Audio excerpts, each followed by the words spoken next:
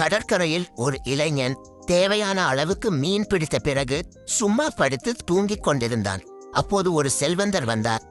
ஏன் இன்னும் அதிக மீன்களை பிடிக்கவில்லை என்று கேட்டார். இளைஞன் சிரித்து பதிலளித்தான், எனக்கு போதுமான அளவு மீன்கள் கிடைத்துவிட்டன. எனவே நான் என் குடும்பத்துடன் நேரத்தை செலவிடலாம்.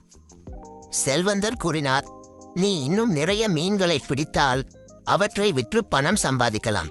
பெரிய படகுகளை வாங்கி இன்னும் மீன்களை பிடித்து தொழிலதிபராக ஆகலாம். இளைஞன் கேட்டான், அதன் பிறகு என்ன செய்வது? செல்வந்தர் பதிலளித்தார், பெரிய தொழிலதிபராகி சௌகரியமாக ஓய்வெடுக்கலாம். இளைஞன் சிரித்து பதிலளித்தான், ஐயா, நான் இப்போதே இதை செய்து கொண்டிருக்கிறேன். போதுமான உணவு, குடும்பத்துடன் மகிழ்ச்சி, சௌகரியமாக ஓய்வு. இதற்கு நான் ஏன் இன்னும் பல ஆண்டுகள் உழைப்பு சுமக்க வேண்டும்? வாழ்க்கையின் நோக்கம் சந்தோஷமாக இருப்பதில்தான் உள்ளது.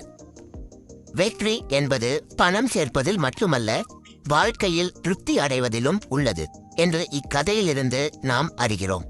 இது போன்ற குட்டி ஸ்டோரிஸ்களை நீங்க பார்க்க விரும்பினால் எங்க சேனலை மறக்காம சப்ஸ்கிரைப் பண்ணுங்க. உங்கள் ஆதரவு எங்களுக்கு மிகவும் முக்கியம். இது போன்ற மேலும் பல கதைகள் உங்களுக்கு காத்திருக்கின்றன.